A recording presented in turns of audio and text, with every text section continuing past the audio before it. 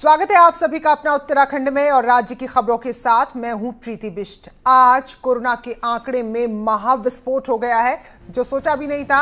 एक दिन में 92 मामले सामने आ गए हैं। तो अब तक का उत्तराखंड का ये सबसे बड़ा एक दिन का आंकड़ा है। उससे भी ज्यादा चिंता की बात ये कि राज्य के 3 ऐसे जिले भी कोरोना की चपेट में आए हैं, जहां 15 मार्च से 22 मई तक कोई केस नहीं था। और ये 3 जिले हैं पिथौरागढ़, चंपावत और रुद्रप्रयाग। और इसके बाद अब उत्तराखंड के 13 यानी कि सभी जिलों में कोरोना के केस सामने आ गए हैं।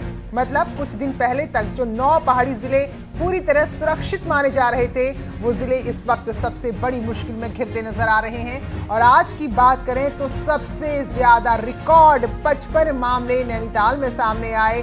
और जो भी लोग यहाँ पर कोरोना पॉजिटिव आए हैं, ये महाराष्ट्र से ट्रेन के जरिए पहले हरिद्वार आए थे, फिर हरिद्वार से बस के जरिए हल्द्वानी आए थे। तो अब ऐसे में उन लोगों को भी ढूंढा जा रहा है जो इनके संग ट्रेन में और बस में थे।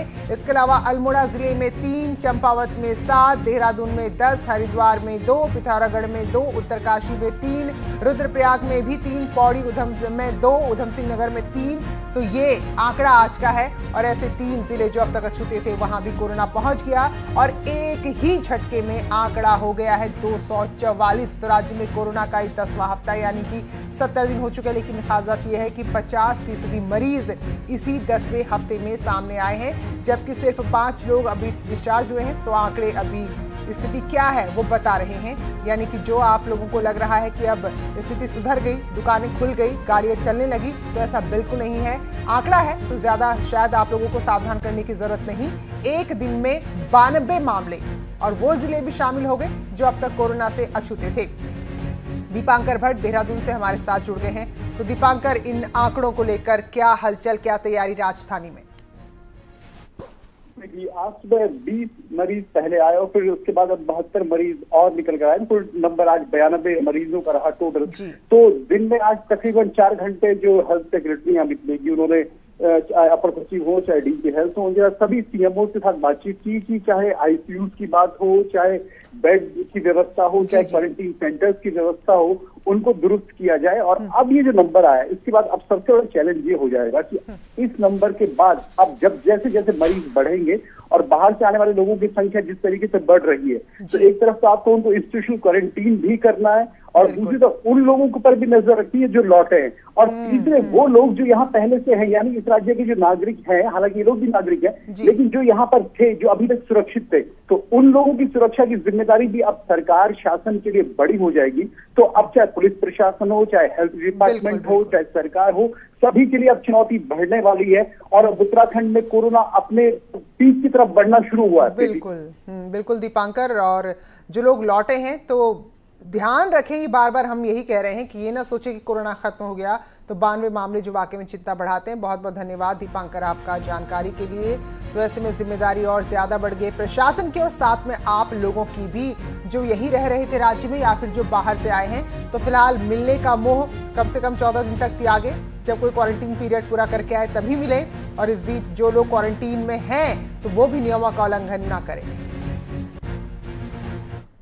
और खबर चमोली से, जहां कोरोना के 3 नए पॉजिटिव मामले सामने आए हैं और तीनों ही लोग दिल्ली से लौटे हुए युवक हैं। कल ऋषिकेश में रैंडम सैंपलिंग हुई थी, जिनमें तीनों युवकों में पुष्टि हुई है। और अब चमोली जिला अस्पताल के आइसोलेशन वार्ड में इन्हें शिफ्ट किया जा रहा है। चमोली जिले में कोरोना का आंकड़ा बढ़कर 4 हो गया है। तो ये चिंतित करने वाली खबर है। प्रभात पुरोहित हमारे सहयोगी जुड़ गए हैं। तो प्रभात, ऐसे ऐसे जिलों में पहुंच गया कोरोना जहां अभी तक लोग अछूते थे। निश्चित ही प्रीति, जो शांत पहाड़ी जिले थे, जहां पर के सबसे महफूज लोग अपने को मान रहे थे, इस विश्वव्यापी जो कोरोना महामारी, इसको लेकर जो सबसे महफूज अपने को मान रहे थे, अब जो है कोरोना का संक्रमण इन जिलों में भी पहुंच गया है प्रवासियों के साथ। और आज जिस तरीके से 3 कोरोना संक्रमितों की संख्या बढ़ चुकी है और जिले में 4 कोरोना के जो है मामले सामने आए हैं, तो लोगों में निश्चित ही इसको लेकर जो है एक भय भी बनने लग गया है। लेकिन जो हम बात करें, ये जो 3 आज जो केस आए हैं, इनकी रैंडम सैंपलिंग कल जो है ऋषिकेश में हुई थी, जहां पर इनके सैंपल लिए गए थे। और उसके बाद ये लोग अपने गाँव के लिए आ गए थे। गनीमत ये रही कि जो गांव के पास के जो स्कूल हैं, उन्हीं स्कूलों में ये लोग रह रहे थे, क्वारंटीन वहां पे रह रहे थे, ताकि जो है और लोगों से ये नहीं मिल पाए थे। तो ये गनीमत रही। हालांकि अब जो है स्वास्थ्य विभाग के द्वारा जो ये 3 पॉजिटिव केस सामने आए हैं, जिसमें कि 2 पिता और पुत्र हैं और एक साथ ही दूसरे पड़ोसी गांव का भी है। तो ये 3 लोग हैं। इन तीनों लोगों को जो है गांव से अब जिला अस्पताल लाया जा रहा है और साथ ही साथ जो इन लोगों के संपर्क में आए हैं, जितने लोगों, उनको भी जो है क्वारंटीन करने की व्यवस्था की जा रही है। प्रीति, बिल्कुल, तो ये थोड़ा सी सावधानी बरती गई कि इन्हें पहले क्वारंटीन किया गया था, लेकिन चिंताजनक हालात। बहुत बहुत धन्यवाद प्रभात आपका जानकारी के लिए। तो रुद्रप्रयाग वो जिला जहां अभी तक कोरोना के मामले सामने नहीं आए थे, लेकिन 3 मामले सामने आ गए हैं। तो वहीं पौड़ी में 2 लोगों में कोरोना की पुष्टि हुई है। श्रीनगर मेडिकल कॉलेज में सभी की टेस्ट हुए हैं और अब पॉजिटिव मामला आया है तो उन लोगों को आइसोलेट कर दिया गया है। पौड़ी में मरीजों की संख्या बढ़कर 6 हो गई है।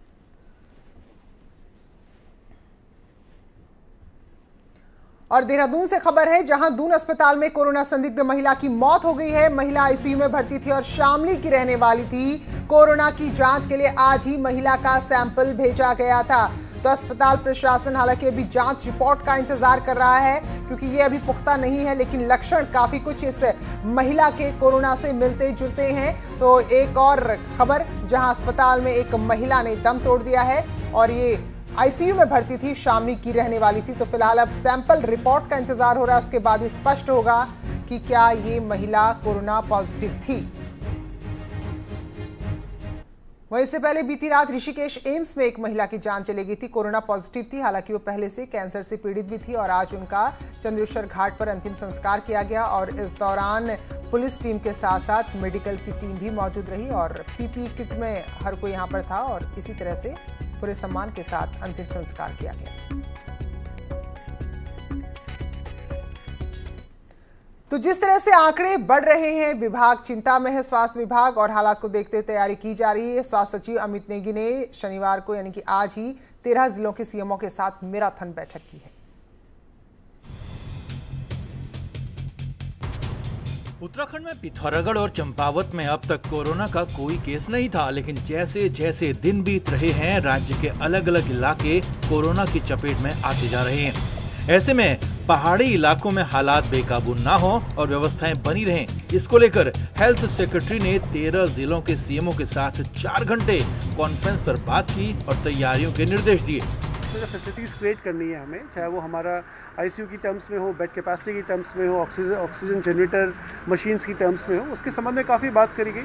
उनके द्वारा जो पर्सनल ले जाने उसके बारे में बात की गई। तो हमने बहुत सारे डायरेक्शंस दिए हैं कि अब तक काफ़ी अच्छा फाइट करा है हमारे ऑफिसर्स ने, एंड कंटिन्यूसली ऐसे चैलेंज आगे बढ़ेगा तो हमारी फाइट करने की कैपेसिटी और बेटर होनी चाहिए। प्रवासियों की बढ़ती संख्या से बीते 4-5 दिनों में कोरोना केस भी बढ़े हैं। डीजी हेल्थ का कहना है कि टेस्टिंग तेज हुई है, लेकिन मरीजों की बढ़ती संख्या की वजह दूसरे राज्यों से लौट रहे लोग हैं। स्पेशली जो लोग बाहर रिटर्नीज आए हैं वो रेड जोन से आए हैं, जो महाराष्ट्र है, गुजरात है और पंजाब, महाराष्ट्र और गुजरात और दिल्ली से आए हैं, और ये उन जगहों से आए जहाँ कोरोना पॉजिटिव केसेस बहुत ज़्यादा हैं।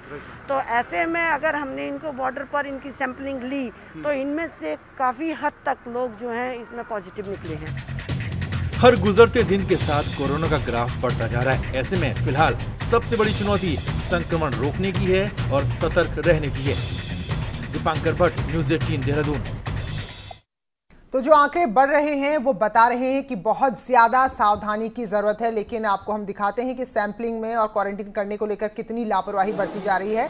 जो वीडियो आप देख रहे हैं, कर्नाटक से लौट रहे देहरादून के एक इंस्टीट्यूट के छात्रों का ये वीडियो है, जो छात्रों ने ही खुद बनाया है, ये दिखाने के लिए कि किस स्थिति में उनको लाया जा रहा है। छात्र आरोप लगा रहे हैं कि जब ट्रेन से हरिद्वार रेलवे स्टेशन पर उतरे तो वहां से उन्हें अन्य लोगों के साथ बस में बिठा दिया गया। सोशल डिस्टेंसिंग का क्या हाल था वो भी वीडियो में देखिए। इसके बाद इन्हें रायपुर स्टेडियम लाया गया, जहां पहले उन्हें क्वारंटीन रूम में रखा गया। छात्रों का आरोप है कि यहां भी सैनिटाइजेशन से लेकर साफ सफाई का कहीं कोई नामो निशान नहीं था। इस क्वारंटीन सेंटर में यात्री आ जा रहे हैं लेकिन बिस्तर नहीं बदला जा रहा। सोचिए आप, ये जो क्वारंटीन सेंटर है ये कहीं कोरोना का अड्डा ना बन जाए, कोरोना कैरियर ना बन जाए। वॉशरूम से लेकर पूरे हॉल में गंदगी देखने को मिली है। तो कर्नाटक से जो छात्र लौटे हैं उन्होंने वीडियो बनाए हैं ये दिखाने के लिए क्वारंटीन सेंटर का क्या हाल है। तो लगातार लोगों की वापसी हो रही है और सरकार अब लोगों के हुनर को खोज रही, ताकि जो लोग यहाँ पर आए हैं वो अपने समय का सदुपयोग करें, रोजगार उन्हें मिले और जो मुश्किल की घड़ी है कहीं ना कहीं उसमें एक रास्ता दिखाई दे। लेकिन इस पर भी अब सियासत शुरू हो चली है।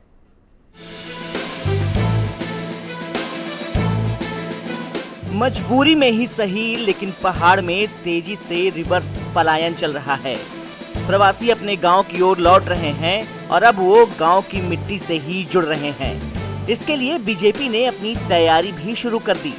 बीजेपी इन प्रवासियों में टैलेंट खोज रही है, जिससे उनकी क्षमता के अनुसार उन्हें काम दिया जा सके। इनका रोजगार के लिए हमने कहा है कि एक लिस्ट बननी चाहिए, बिल्कुल बूथ स्तर पर जो लोग रुके हुए हैं उनकी लिस्ट बने कि कौन क्या कर रहा था। अगर कोई टेक्निकल है, छोटा मोटा सूक्ष्म लघु उद्योग लगाने लायक का है, तो उसको अलग चिन्हित किया जाए। वहीं कांग्रेस का कहना है कि सरकार को तो केवल शराब कारोबारियों की ही चिंता है, प्रवासियों के रोजगार की उन्हें फिक्र ही कहां। सरकार ने केवल अगर सोचा है तो शराब व्यापारियों के बारे में सोचा है। क्या सरकार को स्थानीय बेरोजगार नहीं दिख रहे हैं? और बात कर रहे हैं अप्रवासी लोगों की, जो यहाँ आएंगे उनको हम रोजगार देंगे, उनका स्किल हम देखेंगे। और सरकार क्या देख रही है? प्रवासियों की हालत आज ऐसी हो चुकी है, न घर के न घाट के। अगर वो यहाँ रुक भी गए, उनको आप किसी तरह से रोजगार में, मुझे नहीं लगता कि आप उनको कोई रोजगार दे पाएंगे, क्योंकि जो यहाँ पहले रुके हुए हैं, जो यहाँ के स्थानीय शेड्यूल में जो कार्य कर रहे हैं, वही स्थापित नहीं हुए हैं। पहाड़ के लोगों में क्षमता कम नहीं है, लेकिन अब जरूरत है कि सरकार उन्हें आत्मनिर्भर बनाने के लिए कार्य योजना बनाए, जिससे अब दोबारा पलायन की आवश्यकता ही न पड़े। सरकारें ताउम्र ये भूल करती रही, धूल उनके चेहरे पे थी, वो आईना साफ करते रही। ये लाइन इसलिए सटीक बैठती है कि 20 सालों में बीजेपी कांग्रेस ने राज किया, लेकिन लोगों को रोजगार के लिए महानगरों में ही भटकना पड़ा। लेकिन अब लौट रहे प्रवासियों को उम्मीद है कि उनके राज्य में उनको रोजगार मिल जाएगा, लेकिन ये हो पाएगा, ये आने वाले वक्त ही बता पाएगा। वीरेंद्र बिष्ट, न्यूज 18, नैनीताल। और खबर देहरादून से है, जहां एक दवा फैक्ट्री में धमाके के साथ आग लगी। सेलाको स्थित फैक्ट्री में धमाका हुआ और फिर आग की लपटें उठने लगी।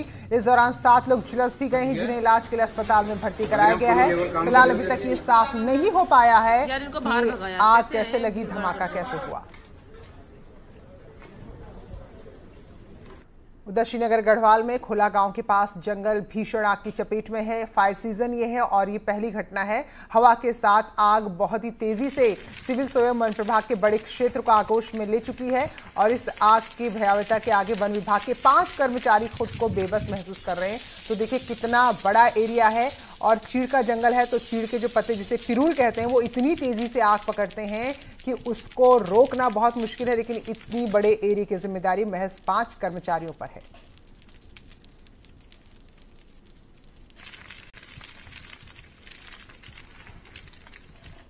आज और 5-6 हेक्टेयर जला और हवा ज़्यादा होने के कारण आग काबू पर पाया नहीं गया, इसलिए और टीम मंगाई जाएगी बाहर से और आग को बुझाने की कोशिश किया जाएगी।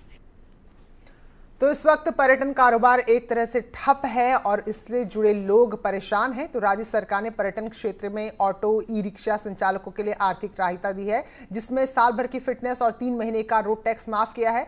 उनका मानना है कि 1000 रुपये आज के समय में कोई मायने नहीं रखता, क्योंकि 1000 रुपये भी इनको दिए जा रहे हैं, लेकिन जो ऑटो या रिक्शा चालक हैं वो इससे संतुष्ट नहीं है।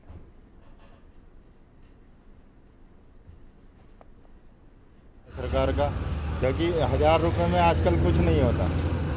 ये तो 1000 रुपये तो कोई वही बात ही नहीं है। कम से कम 300 रुपये पर डे की भी मान के चले। 1000 रुपये में क्या है? 1000 रुपये में तो कुछ नहीं है। 1000 रुपये में क्या है? 1000 रुपये दो क्या है खर्चा? 2-3 दिन भी नहीं चल रहा। 1000 रुपये क्या है? 1000 रुपये में क्या हो रहा है? 1000 रुपये में खर्चा भी किसी घर का 1000 रुपये में खर्चा कितने दिन खा लेगा? उसमें जो पर्यटन से जुड़े लोग हैं, आपके टैक्सी ड्राइवर्स हैं और बस ऑपरेटर्स हैं, खच्चर वाले हैं और जो हमारे कलाकार लोग हैं, सबको 1-1 हज़ार देने की बात कही है और उसके लिए स्वीकृति हुई है और आगे भी ये बढ़ाया जा सकता है। लॉकडाउन की वजह से 4 धाम और हेमकुंड यात्रा बंद है। हेमकुंड साहिब की यात्रा बंद है और यही यात्राएं चमोली के आर्थिक का एक बहुत बड़ा स्रोत थी। लेकिन अब जबकि यात्रा नहीं हो रही तो होटल बंद है, रेस्टोरेंट बंद है और जो गाड़ियां चलाते थे, छोटे मोटे वाहन या दुकानदार थे, उनका सब काम धाम बंद है। तो होटल कारोबारियों को लोन चुकाने में मुश्किल हो रही है। ऐसे में उनको उम्मीद है सरकार से कि उनको कुछ राहत देगी। करोड़ों का लोन लेकर हम लोगों ने यहाँ पे ये रोजगार उत्पन्न किए हैं। हमारे साथ लोकल स्थानीय लोग, मजदूर, कारीगर और स्थानीय बेरोजगार हमारे साथ जुड़े हुए हैं। हम संकट की घड़ी में उनके परिवारों को भी देख रहे हैं। तो होटल व्यवसायियों की सरकार के प्रति नाराजगी लगातार बढ़ती जा रही है। हरिद्वार में एक होटल में बैठकर होटल व्यवसायियों ने उत्तराखंड सरकार की राहत को नाकाफी बताया है और कहा है कि टैक्स के साथ ही बिजली पानी के बिल में भी छूट दी जाए। होटल व्यवसायियों के लिए आर्थिक पैकेज घोषित करने की मांग भी ये लोग कर रहे हैं। और स्थिति ये रखिए कि आगे सावन की इसके कोई परिवार के साथ अपने कोटद्वार के काशीरामपुरम इलाके में लोगों ने प्रशासन के खिलाफ प्रदर्शन किया। नदियों से खनन सामग्री लेकर आ रहे ट्रकों को रोकते हुए ग्रामीणों ने जमकर हंगामा किया। ग्रामीण आरोप लगा रहे हैं कि दिन रात गांव की सड़कों पर दौड़ रहे डंपरों से इलाके की सड़कें टूट चुकी हैं और धूल जो उड़ती है उससे भी कई तरह की बीमारियां हो रही हैं। नदियों में बड़े बड़े गड्ढे हो गए जिससे जान का भी खतरा है, लेकिन इसके बावजूद इधर ध्यान देने वाला कोई नहीं है। लॉकडाउन के दौरान सरकार सख्त हुई और जिन्होंने नियम तोड़ा उनके खिलाफ मुकदमा दर्ज हुआ, लेकिन यही मुकदमा कईयों के भविष्य पर भारी पड़ सकता है।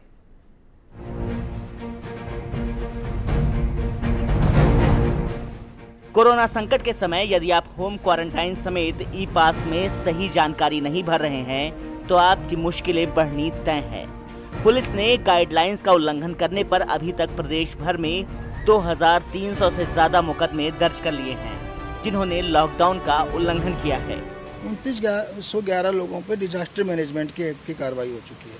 सबसे ज्यादा पुलिस अधिनियम की कार्रवाई हुई है, 16,000 के 15,000 के करीब। कुल 20,423 लोगों पे अभी तक जो है विभिन्न धाराओं में एक्शन लिया गया है लॉकडाउन के उल्लंघन।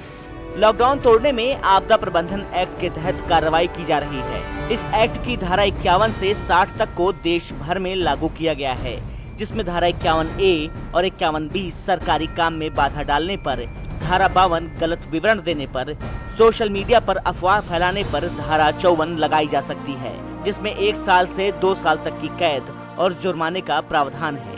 यदि किसी व्यक्ति पर ये धाराएं लगी तो उसकी पढ़ाई, करियर, नौकरी सब कुछ चौपट हो सकता है।